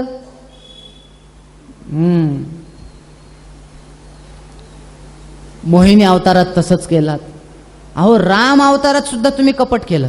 हा तारकासूर म्हणतोय बरं. राम अवतारात काय कपट केला? तुम्ही लपून लपून बाण मारता. कोणाला मारलंय लपून बाण? वालीला. आता हे ते कसं योग्य आहे तो रामायणातला विषय. रामांनी तिथं सुद्धा धर्म कार्यच केलं, तिथं अधर्म नाही. मग तो का अधर्म नाही वेगळा विषय राहिला, मोठा विषय आहे तो. पण तारकासूर म्हणतोय तिथे मागून बाण मारला, कपट केला. रावणाला सुद्धा असंच मारलं. भावाला, त्या सख्या भावाला आपल्याकडे वळून घेतलात तुम्ही. अहो स्वतःच्या बायकोचा विनाकारण त्याग केलात तुम्ही. राम अवतारात किती चुका केलात तुम्ही. एक नंबरचे कपटी आहेत. एवढंच कशाला, परशुराम अवतार तुम्ही घेतला आणि त्या अवतारामध्ये आपल्या आईचं मस्तक छाटावं. किती कपटी आहेत हो तुम्ही. आणि ह्या बारक्या पोराला माझ्या समोर करता.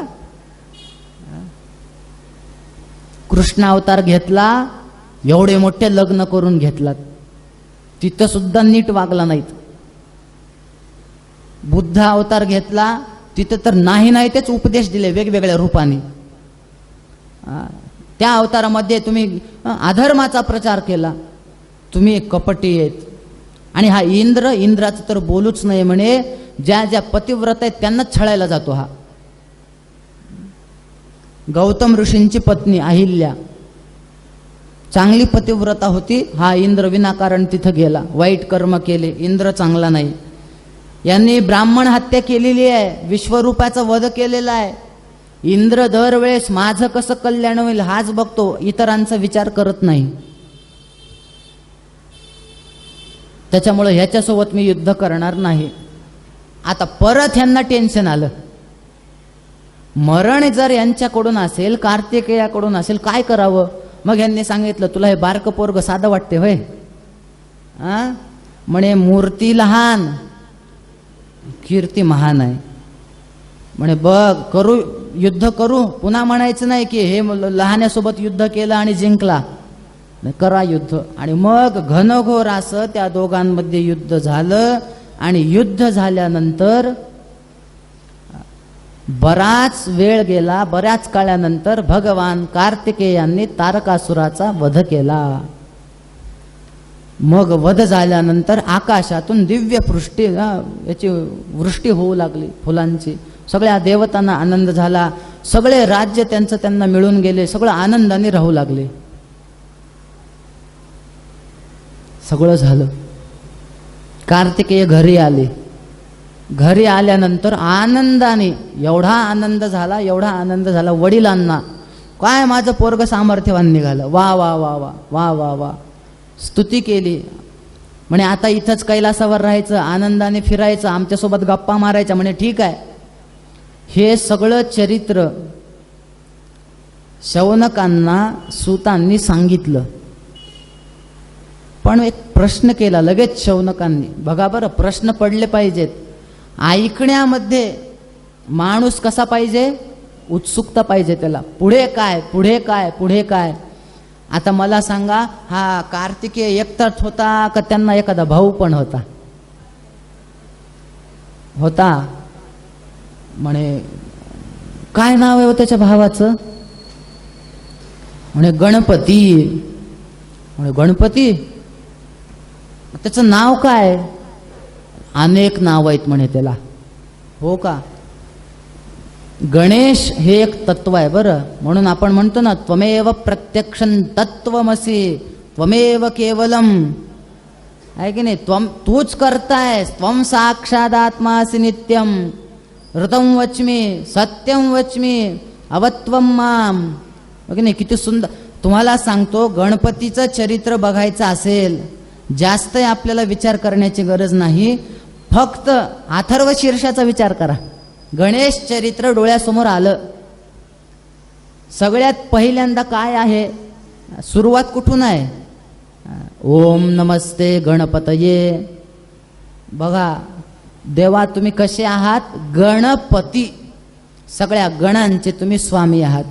त्वमेव प्रत्यक्षं तत्वमसि त्वमेव केवलं कर्तासि त्वमेव केवलं धर्तासि त्वमेव केवलं हर्तासि त्वमेव सर्वं खल्विदं त्वं साक्षादात्मासि नित्यं ऋतं वच्मि सत्यं वच्मि अवत्वं माम् अववक्तारम् अवश्रोतारम् अवदातारम् अवधातारम् अवानुचानमवशिष्यम् अवपश्चात्तात् अवपुरस्तात् अवोत्तरात्तात् अवाधरात्तात् सर्वतो मां पाहि पाहि समन्तात्. त्वं वाङ्मयस्त्वं चिन्मयः त्वमानन्दमयस्त्वं ब्रह्ममयः त्वं सच्चिदानन्दाद्वितीयोऽसि त्वं प्रत्यक्षं ब्रह्मासि त्वं ज्ञानमयो विज्ञानमयोऽसि. सर्वं जगदिदं त्वत्तो जायते सर्वं जगदिदं त्वत्तस्तिष्ठति सर्वं जगदिदं त्वयि लयमेष्यति सर्वं जगदिदं त्वयि प्रत्येते.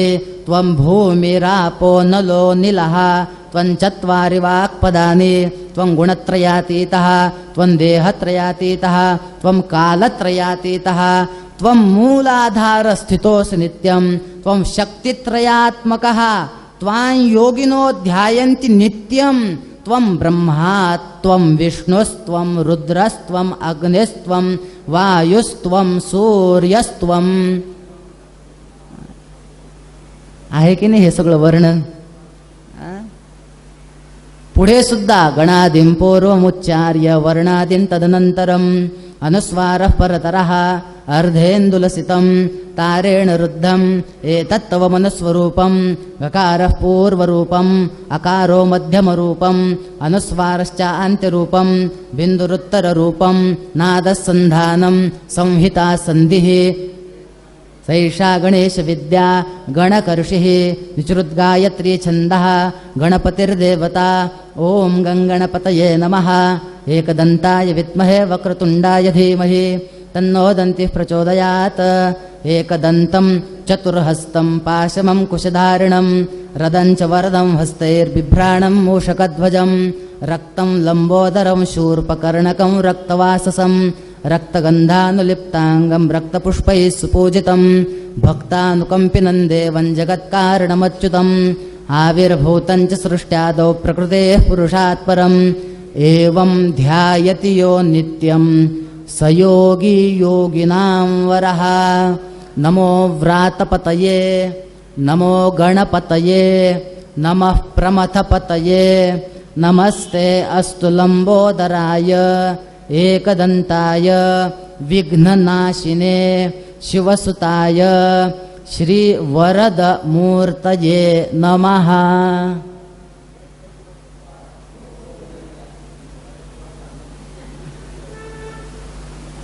बघितलं कुणाकुणाला पाठ येते. हा पण बरेच जण म्हणू लागले बरं. आता बघा एवढाच विचार करायचा आहे. गणपतीचं चरित्र संपलं. गणपतीचं महात्म्य काय आहे ह्याच्यात कळून जातं. मग आता तुम्ही म्हणाल आत्ताच काही वेळापूर्वी म्हणालात हे सगळं विश्व ज्याच्यापासून होतं तो शंकर. आता म्हणता हे सगळं विश्व ज्याच्यापासून होतं तो गणपती. मग खरं कोणाचं? कसं आहे इथं जे पार्वतीच्या पोटी गणपती आलेला आहे तो एक अवतार आहे. काही ठिकाणी असं वर्णन आहे शंकर पार्वतीच्या लग्नामध्ये गणपती होता. आता बोला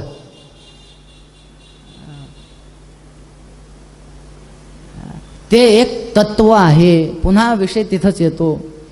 गणेश असो दुर्गा असो विष्णू असो सूर्य असो हे सगळं तत्व आपल्याकडे एक मानलेलं आहे. म्हणून प्रत्येक ठिकाणी आम्ही ध्यान करतो कोणाचं? सत्यम परम धीमहि. आम्ही त्या परमसत्याचं ध्यान करतो. त्याच्यामध्ये सगळे चाले. आता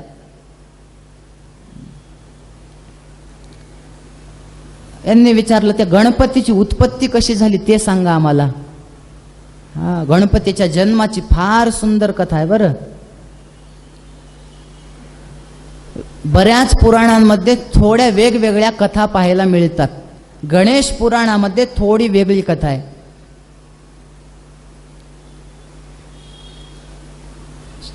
शिवपुराणात काय ते सांगतो. एकदा झाला असं पार्वती माता त्यांचा एक ग्रुप होता मैत्रिणींचा सगळ्या. एके दिवशी पार्वती माता त्यांच्या मैत्रिणी सगळे स्नान वगैरे करू लागले आणि अचानक शंकर तिथं आले. सगळ्यांनी पटपट पटपट आपले वस्त्र घेतले. थोडं त्यांना बरं हे वाटलं. थोडं त्या मैत्रिणीने सांगितलं पार्वती शंकराचं गण आहे की नाही?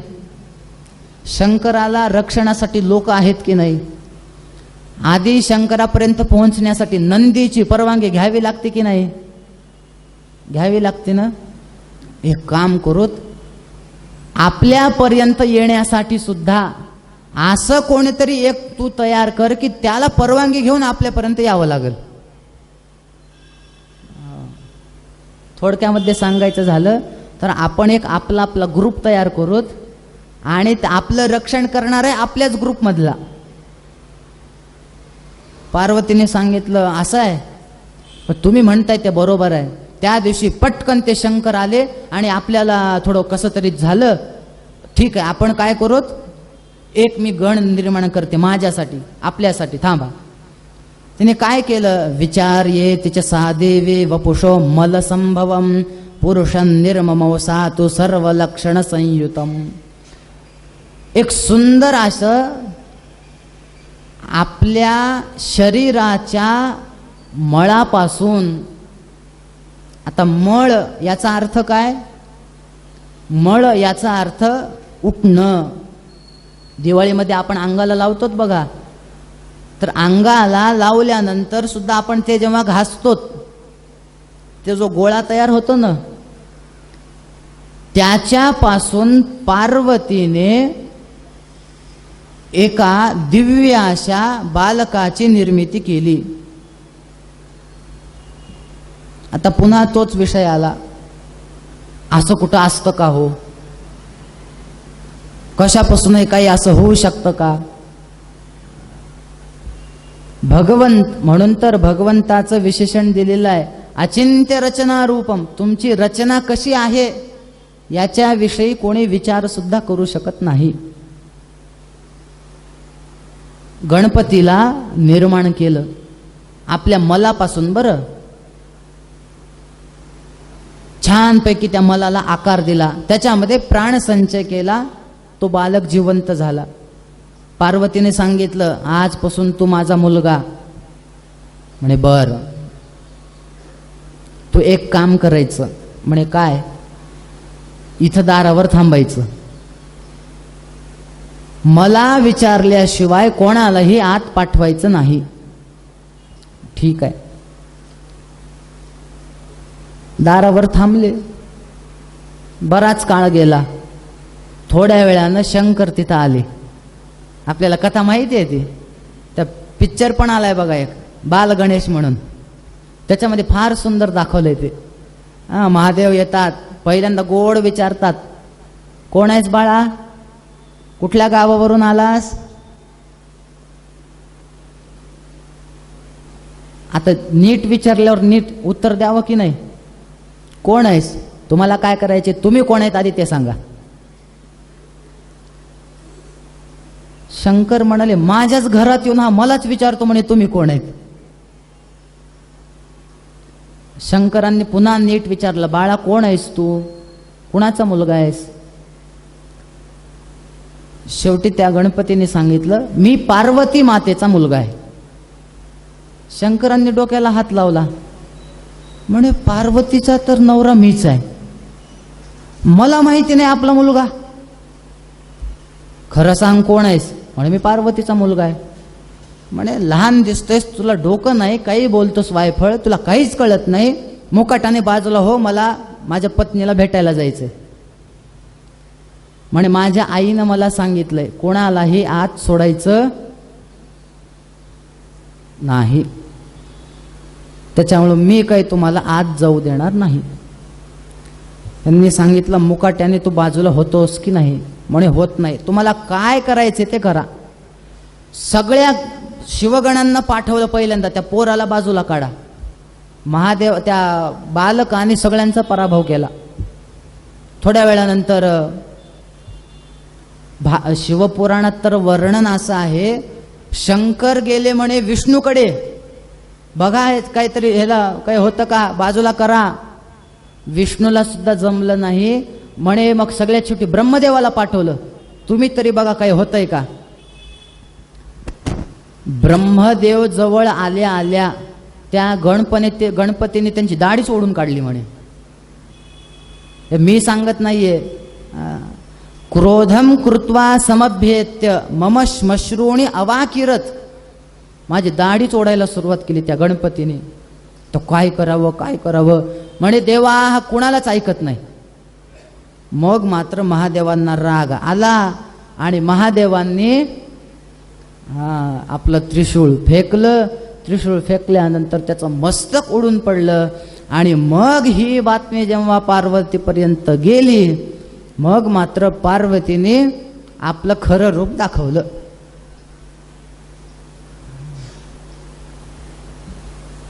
एवढं भयानक असं तिनं रूप दाखवलं. तिच्यात तिने अनेक शक्त्या निर्माण केल्या आणि सांगितलं, यांनी माझ्या मुलाला मारलेलं आहे. त्या शक्तींना सांगितलं, सगळं जगच नष्ट करून टाका. आणि मग हे सगळं बघितल्यानंतर सगळ्या देवता पार्वती माताला म्हणतात, तुम्ही शांत व्हा, तुम्ही शांत व्हा, तुम्ही शांत व्हा. ह्याच्यातली स्तुती फार अवघड आहे, संस्कृत मधली आहे, पण आपल्याला माहिती आहे ना, आम्ही चुकलो जरी तरी काही, तू चुकू नको अंबाबाई. हो दे, आमच्याकडून चूक झाली आता, पण तू तरी शांत हो. आम्ही चुकलो म्हणून तू पण चुकायचं का आता? तसं करू नकोस. तुझे नाव आनंदी साजे, तुझा महिमा त्रिभुवनी गाजे, तुझे सगुण रूप विराजे, तुला वंदिती सन मुनिराजे, गुण गाती वेद शास्त्रेही, तू चुकू नको अंबाबाई. आणि पार्वती माता, अहो तुमची स्तुती कोण करत नाही, गुण गाती वेदशास्त्रेही, असं करू नका. तुमचा महिमा त्रिभुवनात गाजलेला आहे, असं सगळ्या जगाचा नाश करू नका. पार्वती माता अजून शांत नाहीत, ऐकायलाच तयार नाहीत. समोर पोरग मरून पडलेलं दिसतंय, कसं शांत होतील. पुन्हा देवतांनी स्तुती केली, आम्ही अनाथ दीन भिकारी, तू प्रभू तू समर्थ आहेस. अगं आम्ही अनाथ आहेत, दीन आहेत, तू तसं करू नकोस. तू समर्थ प्रभू अधिकारी, आम्ही पतित पातकी भारी, आम्ही पतित आहेत, तू पावन भव संसार. तू सगळ्या संसाराला पवित्र करणारी असशील तर तू संसाराचा नाश कसा करू शकशील. आम्ही कुपुत्र म्हणून घेऊ, तू नको कुमाता होऊ. आम्ही विषय ढेकळे खाऊ, तू प्रेमामृत दे खाऊ. आम्ही रांगू, तू उभी राही, तू चुकू नको अंबाबाई, तू चुकू नको. आम्ही चुकू पण तू चुकू नको. फार सुंदर स्तुती केली, तरी अजून शांत नाहीत. आम्ही केवळ जडमूड प्राणी, चैतन्य स्वरूप तू शहाणी. फट बोबडी आमुची वाणी, तू वधू नको आमुच्या वाणी. आम्ही रडू, तू गाणे गाई, तू चुकू नको अंबाबाई. विष्णुदासांनी रचलेलं पद आहे. एवढंच कशाला, आम्ही चातक तुझ विण कष्टी, तू करी कृपामृत वृष्टी. म्हणे विष्णुदास धरी पोटी, अपराध आमुचे कोटी. अशी आठवण असू दे हृदयी, तू चुकू नको अंबाबाई. तू चुकू नको, तू चुकू नको, तू चुकू नको. अनेक ह्याच्यानी सांगितलं. पार्वती माता शांत व्हायलाच तयार नाहीत. काय करावं काय करावं, हळूहळू सगळं जग नष्ट होतंय. मग पार्वतीने सांगितलं, मी एका अटीवर थांबते. म्हणजे काय अट आहे, म्हणे माझी अट ऐका. मत्पुत्रो यदि जीवेत तदा संहरण नही, यथा हे भवता मध्ये पूज्यो यंच भविष्यती. म्हणे तुम्ही जर माझ्या मृत पुत्राला पुन्हा जिवंत करत असाल तर मी शांत होण्यास तयार आहे. आणि नुसतं जिवंत करायचं नाही, हा जिवंत झाल्यानंतर इथं सगळे जे दिसत आहेत ना, म्हणे हे सगळे देव आहेत, या सगळ्या देवांच्या आधी माझ्या पोराची पूजा झाली पाहिजे. सगळ्या देवतांनी सांगितलं, काही कर, आम्ही सगळं मानायला तयार आहेत, फक्त तुम्ही शांत व्हा आधी. त्यांना सांगा म्हणे त्या शक्तींना आवरायला, ते जग जाळू नका. महादेव विचार करतायत, मी तर सांगितलं ह्याला जिवंत करतो, पण आता कसं करायचं, मस्तक तर गेलं याचं. मग गणांना सांगितलं, जा म्हणे इकडे इकडे जा, आणि इकडे गेल्यानंतर पहिल्यांदा जो प्राणी दिसेल त्याचं मुख आणा आणि ह्याला आपण जोडू. ते गेले. सगळ्यात पहिल्यांदा काय दिसलं, मरून पडलेला एक हत्ती दिसला. हत्तीचं तोंड घेतलं. हत्तीचं तोंड घेऊन ते जे कोणी काही बालक मरून पडलेलं होतं, महादेवांनी विचारलं काय आणलं, म्हणजे हेच भेटलंय आता तरी. म्हणजे जोडा. जोडल्यानंतर मग त्याच्यामध्ये प्राणसंचय केला, आणि मग तेव्हा तो बालक जिवंत झाला. तेव्हापासून त्यांचं नाव काय पडलं, बोला गजानन भगवान की. गजस्य आननम इव आननम यस्य सहा.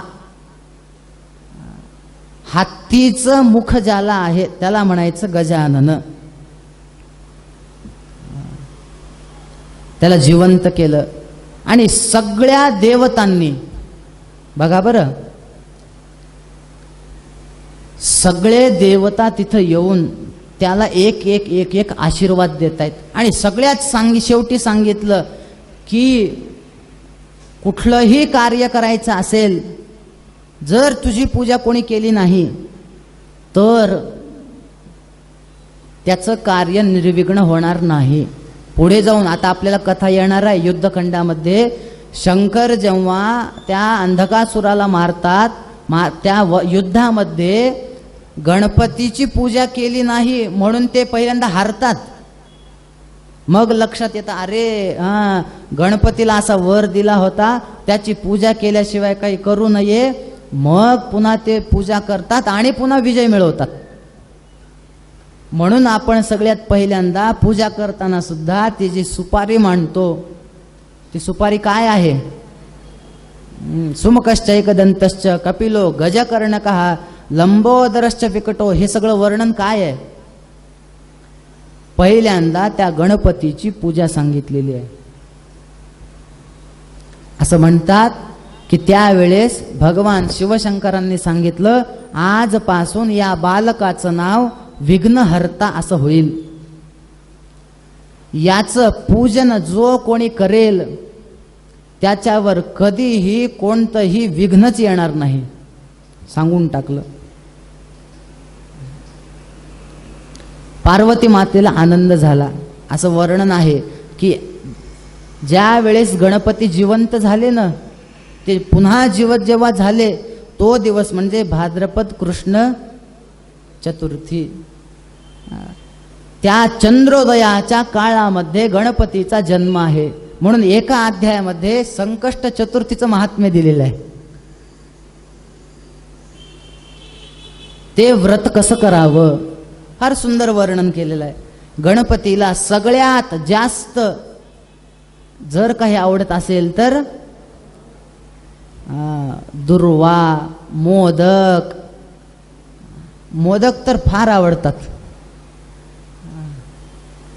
लहानपणापासून ते आईला मोदकच मागायचे. मोदक आवडतात, दुर्वा आवडतात. त्याच्यानंतर लाल फूल, गणपतीला रक्त फूल व्हावं असं वर्णन आहे. महादेवांनी सांगितलं, कधी कधी गणपतीची पूजा केल्यानंतर कोणतं कोणतं फळ मिळतं ते सांगा. महादेव सांगतायत बरं बघा. मार्गशीर्ष महिन्यामध्ये रमा नावाची जी चतुर्थी आहे त्या दिवशी ते व्रत केलं तर जास्त फलदायी आहे. व्रत सोपं आहे, फक्त तिथी लक्षात ठेवा.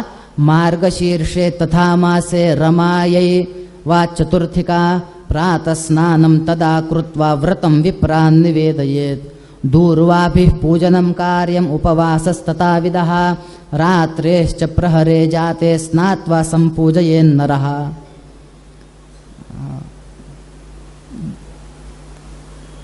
सुंदर अशा पंडितांना बोलवून, ज्यांना त्याचं यथायोग्य ज्ञान आहे त्यांना बोलवून गणपतीची स्थापना करावी आणि दूर्वा इत्यादिकांनी त्यांचं पूजन करावं. त्यांच्या पूजेचं सगळं वर्णन केलं. त्याच्यानंतर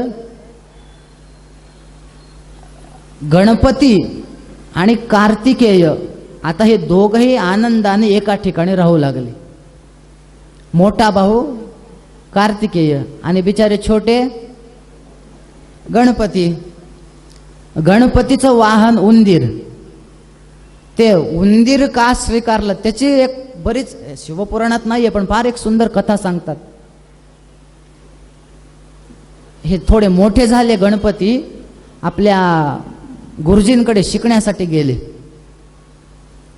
सगळं शिक्षण झालं. एके दिवशी गुरुजी फारच परेशान, चल बिचल करू लागले.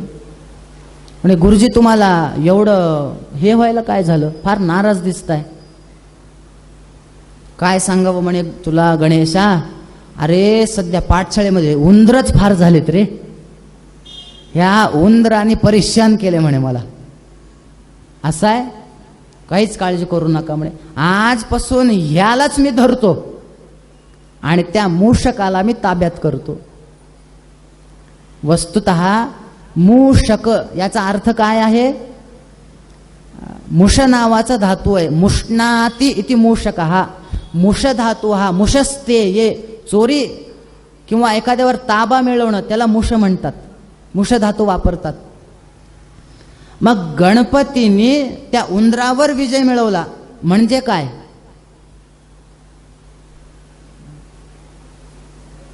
बघा, मुषस्तेये, जो हरण करतो त्याला मूषक म्हणा. मुष्णाती इति मूषक, हा हरण करणारा मूषक. शास्त्रकारांनी सांगितलंय हरण करणारा कोण आहे म्हणे काल. आपलं आयुष्य हरण कोण करतो? काल करतो. बर,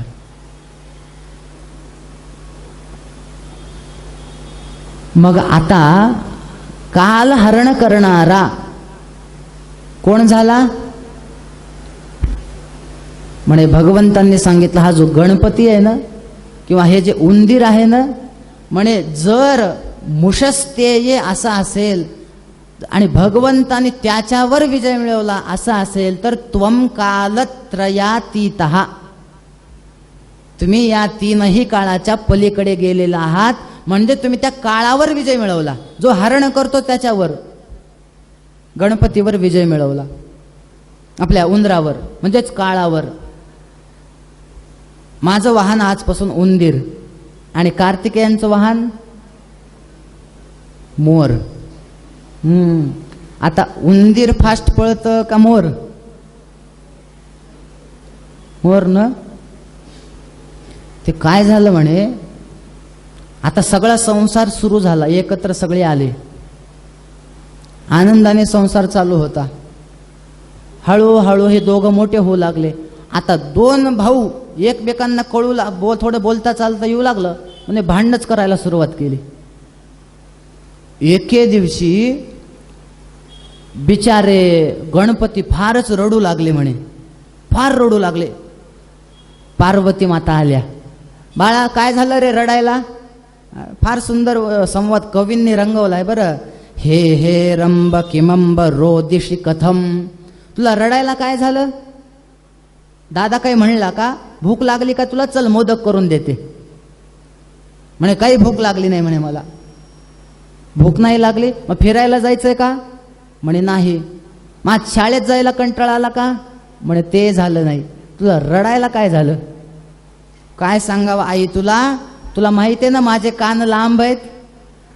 हा दुसरा भाऊ आहे ना आपला मोठा कार्तिक दादा, तो येतो आणि माझ्याजवळ येऊन माझे मोठे मोठे कान जोरजोरात वडतो म्हणे. आणि मी का वडतोस म्हणलं तर मला म्हणतो म्हणे मला कान वडायला फार मजा येते, म्हणून मी रडतो. पार्वती म्हणाले, ए कार्तिक इकडे ये. म्हणे काय झालं? असं कुठं असतं? आपल्या छोट्या भावाला त्रास द्यावा का? कार्तिकेयानं सांगितलं दिसायला छोटा आहे, फार दलिंदर आहे म्हणे. हे भावाला असं म्हणतात का? कळत नाही तुला? म्हणे काय भाऊ? म्हणे तुला फक्त ह्याने एकच सांगितलं मी ह्याचे कान ओढले, पण मी ह्याचे कान का ओढले हे सांगितलं का? म्हणे नाही. आता मी ह्याचे कान का ओढले ते ऐक म्हणे. हे हे रंब किमंब रोदिषि कथम कर्णौ लुठत्यग्निभूः किंते स्कंद विचेष्टितम मम पुरा संख्यौ कृता चक्षुषाम. कार्तिकेयांना 6 मुख आहेत, षडानन. म्हणे हा काय करतो माहितीये का? म्हणे माझ्या जवळ येतो आणि मी बसलेला असताना मुद्दाहून मला चिडवण्यासाठी माझ्या जवळ येऊन माझे डोळे मोजतो म्हणे हा गणपती. 1 2 3 4 5 6 7 8 9 10 11 12. अरे रे रे 12 डोळ्याचं रे बाबा, म्हणून मला चिडवतो. मला राग आला, मी त्याचे कान ओढले म्हणे. गणपतीकडे आली पार्वती. चुकी कोणाची आहे सांग? आई माझी चुकीच नाही. का बरं? तू पहिल्यांदा ह्याने तुझे कान ओढले. म्हणे बरोबर आहे. मग तू काय केलं आधी? म्हणे बरोबर आहे, मी ह्याचे डोळे मोजले, ह्याला 6 तोंड आहेत, ह्याला चिडवलं. पण ऐक आई, मी ह्याला का चिडवलं त्याचं अजून एक कारण आहे. मी का चिडवलं? नाही तत्ते पिचुतम गजास्य चरितम नासा मिमितेंब मे. म्हणे हा कार्तिक दादा काय करतो माहितीये का? तुम्ही दोघं नसताना समोर माझ्याजवळ येतो, त्याच्या हळूच खिशातून ते मोजमापाची एक पट्टी असते की नाही, अशी ती पट्टी काढतो आणि माझ्या सोंडेचं माप घेतो म्हणे. मग मला राग येणार नाही का? पार्वती माता म्हणाल्या काय पोर आहेत बाबा हे. एकावर एक कारण सांगतायत. आता एकच उपाय तुमच्या शांततेचा. म्हणे काय? तदेव लग्नम. बस आता तुमचं लग्नच लावलं पाहिजे म्हणे. आणि मग कार्तिक आणि गणपती यांचा विवाह लावण्यासाठी शंकरांनी आणि पार्वती माता यांनी कसे प्रयत्न केले, त्याच्यामध्ये मग पार्वती कुणाचं लग्न झालं आणि कुणाचं झालं नाही, आणि एकाचं झालं आणि एकाचं का झालं नाही, हा सगळा कथाभाग आपण बघणार आहोत. त्याच्याच नंतर आपल्याला त्या विवाहाच्या पुढे साक्षात भगवान शिवशंकरांनी कशा प्रकारे वेगवेगळ्या असुरांचा वध केला, हा सगळा युद्धखंडातला कथाभाग आपल्याला पुढच्या भागामध्ये बघायचा आहे. आता आपण या ठिकाणी थांबू. विष्णू सहस्त्रनाम इत्यादी होईल. नमः पार्वती पते शिव हर हर महादेव.